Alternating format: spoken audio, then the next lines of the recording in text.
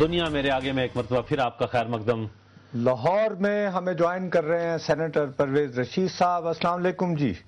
وعلیکم السلام جناب, بہت بہت شکریہ ہمیں جوائن کرنے کا. بہت تلخ آپ کا بھی تجربہ رہا 12 اکتوبر اور اس کے بعد سے. میں اس تلخی کو, میں نے جیسے پروگرام کے شروع میں مشتاق کو کہا, بھول جانا ہی بہتر ہوتا ہے, ورنہ زندگی شاید گزارنا مشکل ہو جاتا ہے. پرویز صاحب, درست بات. عرض یہ ہے کہ ایک سیاسی کارکن ہیں آپ بہت شروع سے, اور آپ اور میں تو اپنی جوانی سے ہی, طالب علمی کے دنوں سے ہی ڈکٹیٹرشپس کو سونگ لیا کرتے تھے, بھانپ لیا کرتے تھے. اس وقت جب آپ حکومت میں بھی تھے تو 12 اکتوبر 1999 کو کیوں نہ آپ کو پتا چل سکا, آپ اپنے لیڈر کو, اپنے وزیر اعظم کو بتا پاتے کہ بھائی صاحب یہ کام غلط چل رہا ہے سر. نصرت, میں یہ اگر دعویٰ کروں تو وہ تو اچھا نہیں لگے گا, لیکن خود میاں صاحب کو اس بات کا علم تھا, اور آخری دن تو صبح سے لے کر شام تک میں ان کے ساتھ رہا. ہم اکٹھے شجاع آباد گئے, میں ان کے ہمراہ تھا. راستے میں انہوں نے مجھ سے باتیں کیں, اور اب ظاہر ہے کہ آپ کے پروگرام میں اتنی تفصیل سے وہ باتوں پر کبھی بات کی جا سکے گی, لیکن ان باتوں سے بھی مجھے معلوم ہوتا تھا کہ وہ ساری صورتحال کو جانچ رہے ہیں. صرف ایک بات میں آپ کو بتانا چاہتا ہوں, جب میں نے ساری بات ان کی سنی اور ان کا تجزیہ جس سے میں ایگری کرتا تھا, تو میں نے ان سے کہا کہ آپ نے پہلے کیوں نہیں کوئی ایسا قدم اٹھایا کہ جو لوگ جرم سرزد کر چکے ہیں ان کو اس کی سزا ملے, اور آج کی صورتحال میں ہم نہ پہنچتے جس میں ہم پہنچ گئے.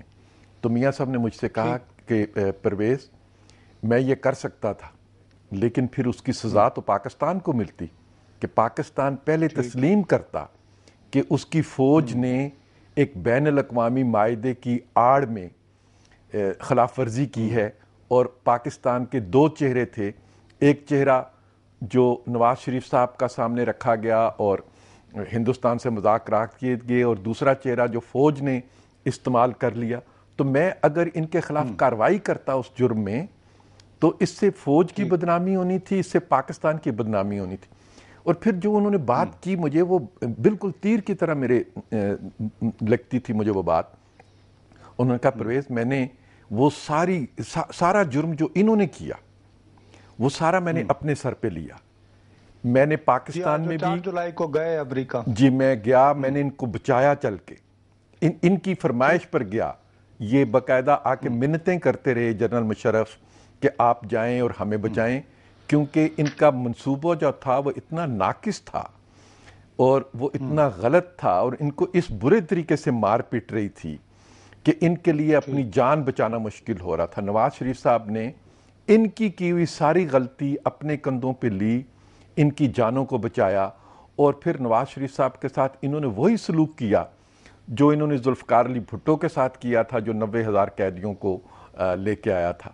تو انہوں نے اپنی روایت نبھائی. لیکن پرویز صاحب, بالکل وہ ساری باتیں اس وقت یہ نہیں ہو سکتا تھا, اور میاں صاحب نے اس وقت نہیں کیا. آج پھر 12 اکتوبر ہے, 11 سال ہو چکے ہیں. گزشتہ روز آپ نے ایک حقائق نامہ جاری کیا, ایک 4 شیٹ جو فرد جرم آپ نے عائد کی.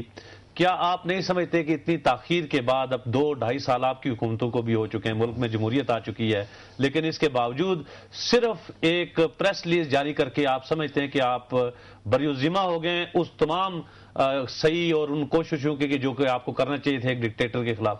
مشتاق صاحب, ہم تو اپنا فرض 12 اکتوبر سے پورا کرتے چلے آ رہے ہیں. 12 اکتوبر 99 سے لے کر 12 اکتوبر 2010 تک کوئی ایک لمحہ ایسا نہیں ہوگا جب پاکستان مسلم لیگ کے قائدین نے اور پاکستان مسلم لیگ کے کارکنوں نے اپنا یہ فرض پورا نہ کیا ہو.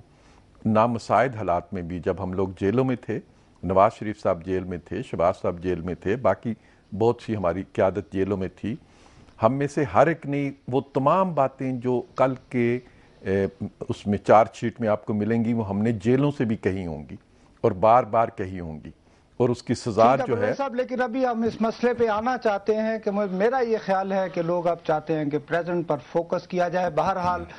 لیکن پرویز صاحب, عرض یہ ہے کہ یہ جو کاؤنٹر کو والی بات تھی، مجھے اچھی طرح وہ دن یاد ہے، 12 اکتوبر 1999 کا. میں اپنے گھر پہ تھا، میں نے ٹی وی پہ دیکھا کہ ضیاء صاحب کو وہ لگ گئے ہیں. ستارے دانیال عزیز ہمارا چھوٹے بھائی کی طرح بہت عزیز ہیں، پیارے ہیں، اس وقت ینگ ایم این اے ہوتے تھے آپ لوگوں کی اسمبلی میں.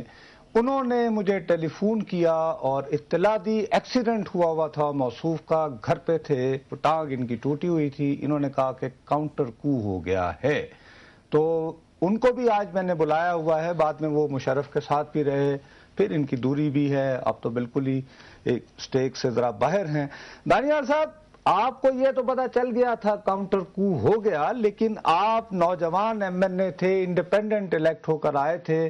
آخری دنوں میں تھوڑا سا آپ نواز شریف صاحب کے کیمپ کے قریب بھی ہو رہے تھے کچھ. تو کیا آپ یہ کیا محسوس کرتے ہیں جب آپ ان لوگوں سے انٹریکٹ کر رہے تھے؟ ان کو اندازہ تھا 12 اکتوبر 1999 کو کیا ہونے والا ہے؟ اس وقت جی کافی میرے خیال میں کم از کم میں جو فلور آف دا ہاؤس پہ باتیں ہوتی تھیں اس میں اکثر و بیش جو حقیقت بات ہے وہ کہنی چاہیے. اکثر و بیش جو وزراء حضرات تھے اس وقت کے، وہ بھی اپنے کونوں کوچوں میں بیٹھ کے کچھ اس طرح کی خسر پھسر کرتے تھے کہ پتہ نہیں کیا ہونے والا ہے، کیسے چلے گا، کیا ہوگا. لیکن بہرحال میرے خیال میں جو اہم بات ہے وہ یہ نہیں ہے کہ کیا ہوا، وہ تو تاریخ کا حصہ ہے، سب دیکھ سکتے ہیں اس کو. اور اس میں جو یہ 14 نکاتی ایک چارج شیٹ بنائی ہے، یہ بھی اپنی جگہ حق ہے نون لیگ کا کہ اس کا پرچار کریں اور اس کا پیچھا کریں اور انصاف جو ہے وہ حاصل کریں. کوئی ڈینائی نہیں کر سکتا اس چیز کو.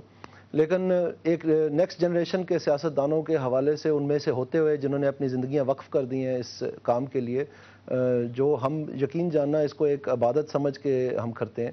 اور اس میں جو ہمیں فکر مندی ہے وہ یہ ہے کہ اس وقت کی جو جمہوریت ہے، اگر یہ ماضی کی باتوں میں ضرور ان کا پرچار کرے، اس میں اپنا حق حاصل کریں، جو بھی انصاف ہے وہ فراہم کروائیں، لیکن اس کے ساتھ ساتھ میں سمجھتا ہوں کہ جو حالات حاضرہ کے معاملات ہیں ان کو نظر انداز نہ کریں. مثلا یہ جو 14 نکاتی ایجنڈا ہے، مجھے اس کے ساتھ صرف یہ ایک شکایت ہے کہ اس میں جو وہ اہم چیزیں جو مینشن ہی نہیں کی گئیں، جو آج کے لوگوں کے لیے پھانسی کا پھندا بنے ہوئے ہیں. مثلا جو شوکت عزیز نے اس دور میں اکنامک پالیسی چلائی، اس کی وجہ سے جو آج تک کی مہنگائی ہے وہ لوگوں کے لیے ایک جو ہے نا پھانسی کا پھندا بنا ہوا ہے. اور جو آج پاکستان میں بے روزگاری کا اس وقت عالم ہے، اس کی ڈائریکٹ ریلیشن شپ ہے کہ اس وقت جو یہ 2002 سے لے کے آگے تک جو اکنامک پالیسی چلتی رہی، وہ اس کی بنیاد ہے ساری. اور میں سمجھتا ہوں کہ ہمیں دکھ لگتا ہے اور ایک آپ کہہ سکتے ہیں فرسٹریشن بھی ہوتی ہے کہ سب کچھ سمجھتے ہوئے ہم ان 443 میں سے نہیں ہیں جنہوں نے جا کے ایچ ای سی میں اپنی ضمانت دینی ہے کہ ہم کیا ہیں کیا نہیں ہیں.